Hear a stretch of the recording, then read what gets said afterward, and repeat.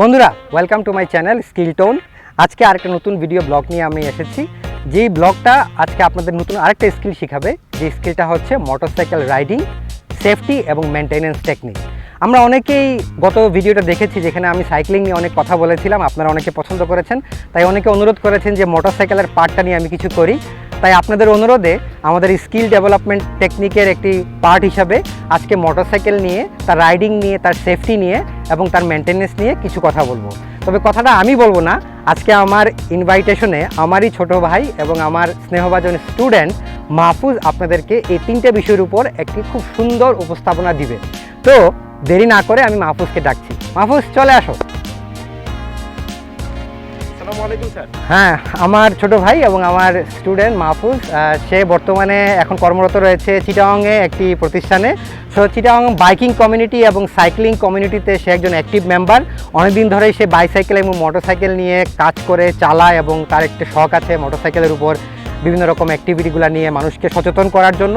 তো এই করোনাকালীন সময়ে আজকে আমাদের এই অফিস যাত্রা বা অন্যান্য দূরের যাত্রার জন্য মোটরসাইকেল রাইডিংটা, এই স্কিলটা, টেকনিকটা জানা এবং মেনটেন করা এবং সেফটি মেজার সম্বন্ধে জানাটা আমরা মনে করি খুব জরুরি বিষয়। কি বলো মাহফুজ, তাই না? হ্যাঁ, অবশ্যই স্যার, ধন্যবাদ আপনি আমাকে ইনভাইট করার জন্য। আর আজকে যে একটা রুদ্রোজ্জ্বল একটা দিন, এই দিনের জন্য আসলে আমরা অনেক দিন থেকে কিন্তু অপেক্ষা করছিলাম। তো অনেক দিনের পর আজকে একটা রুদ্রোজ্জ্বল দিন পাওয়া গেল। তো আশা করা যায় আজকে ভিডিওটা খুব আনন্দমুখর হবে ইনশাআল্লাহ। হ্যাঁ, এবং ভিডিওটা না টেনে পুরো ভিডিওটা দেখবেন, কারণ ভিডিওটার শেষে আপনাদের জন্য মোটরসাইকেলের ইতিহাস এবং ছোট্ট একটা গল্প দিয়ে আমরা শেষ করব, যেটা খুব ইন্টারেস্টিং হবে আশা করি। চলুন দেরি না করে আর আমরা এখনই শুরু করি যে মোটরসাইকেল সম্পর্কে আমাদের রাইডিং কিছু ইনফরমেশন যা আমাদের শেখার জন্য প্রথমে আমাদের কী কী বিষয় আমাদের জানা লাগবে, এবং তারপরেই আমরা চলে যাব যে মোটরসাইকেল আমাদের চালানোর ক্ষেত্রে আমাদের কী কী ইনফরমেশনগুলো আমাদের জানা দরকার। তো আমরা এই মুহূর্তে রানার এই মোটরসাইকেলটা না দেখে আমরা সারের এই মোটরসাইকেলটা আমরা এখন ট্রাই করতে যাবো। বিকজ এটা দেখতে অনেকটা, যেহেতু এটা টিভিএস রেড অন, কিন্তু অনেকটা দেখতে আসলে রয়্যাল এনফিল্ডের মতো। তো চলুন আমরা এই বাইকটাই আমরা প্র্যাকটিস শুরু করি। বন্ধুরা, প্রথমে আমরা যে কোনো মোটরসাইকেল আমরা শিখতে যাই না কেন, প্রথমে আমাদের জানাটা উচিত এই মোটরসাইকেলের কিছু ইনফরমেশন সম্পর্কে। এটার মধ্যে আসলে কী কী সিস্টেমগুলো এখানে ইনপুট দেওয়া আছে। তো আমরা যদি মোটরসাইকেল উঠতাম, মোটরসাইকেল ওঠার পরেই আমরা খেয়াল করবো যে এখানে কী কী ধরনের সুইচ আছে।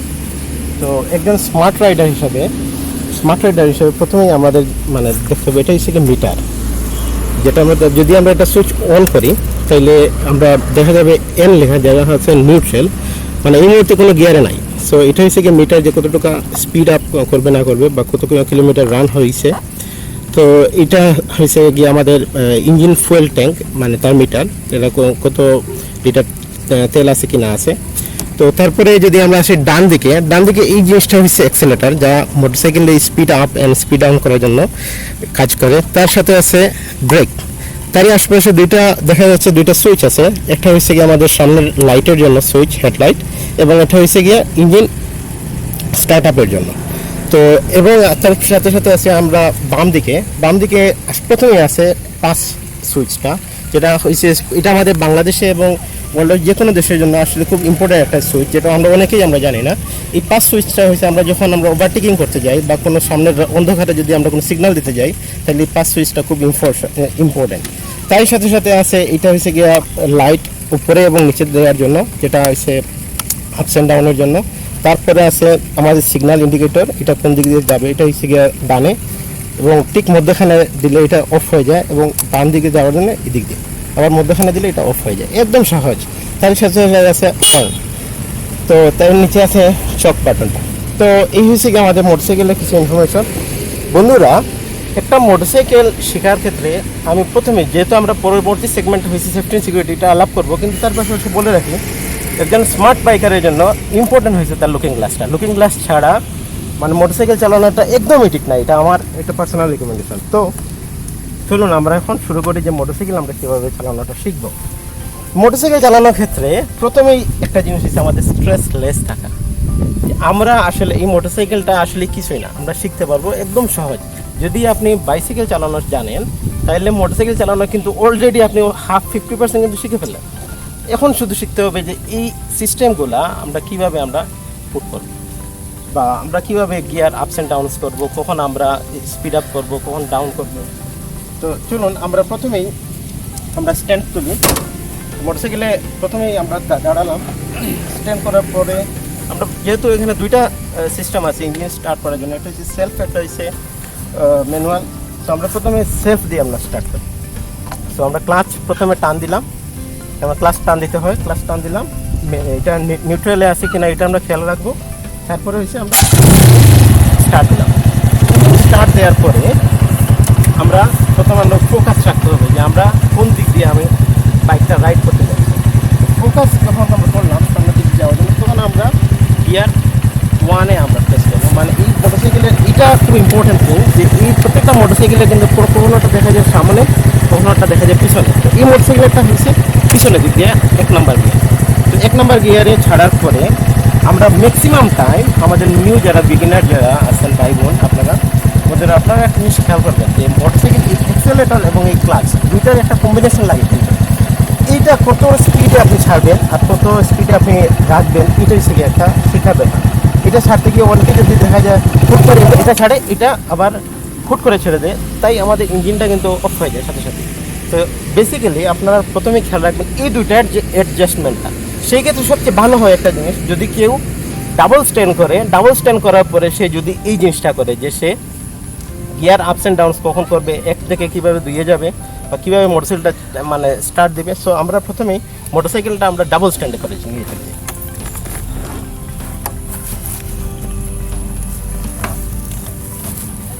তো আমরা মোটরসাইকেলটা এখন ডাবল স্ট্যান্ডে নিয়ে আসলাম। সো এটা সবচেয়ে বেশি ভালো হয় যদি আমরা পাকা কোথাও রাখি। তো যেহেতু এখানে কাজ আছে বাট সব তো সমস্যা নেই। তো আমরা মোটরসাইকেলটা আমরা স্টার্ট দিলাম। স্টার্ট দেওয়ার পরে গিয়ার 1-এ আমরা পুশ করলাম। হ্যাঁ, এখন এই দুইটার যে কম্বিনেশনে যেটা বলছিলাম বন্ধুরা, প্রথমে এটা ক্লাচ এবং অ্যাক্সেলেটর দুইটা একই সমান্তরাল, এটা যে স্পিড বাড়বে এটা সেম স্পিডে ছাড়া হবে। এই জিনিসটাই আপনারা খেয়াল রাখবেন।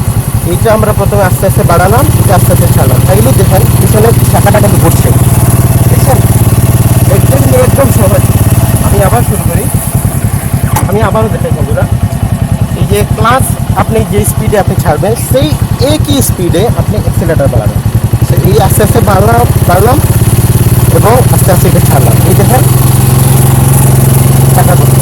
এখন সহজ আমি আপনাদের বুঝাই বন্ধুরা, মোটরসাইকেলটা আমি অফ করে নিলাম।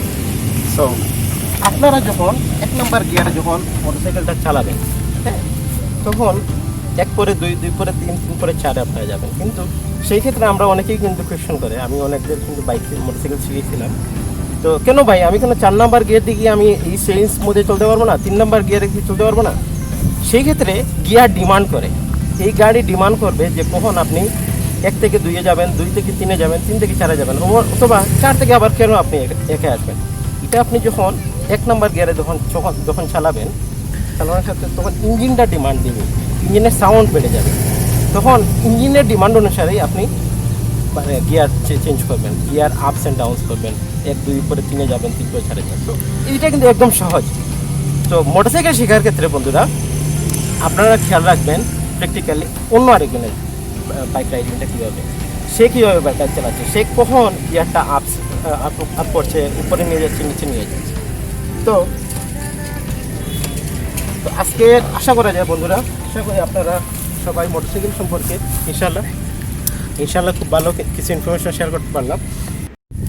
তো বন্ধুরা চলুন আমরা এখন শুরু করি যে সেফটি অ্যান্ড সিকিউরিটি এবং আমাদের বাইক মেনটেন্যান্স সম্পর্কে কিছু ইনফরমেশন আপনাদের সাথে শেয়ার করি।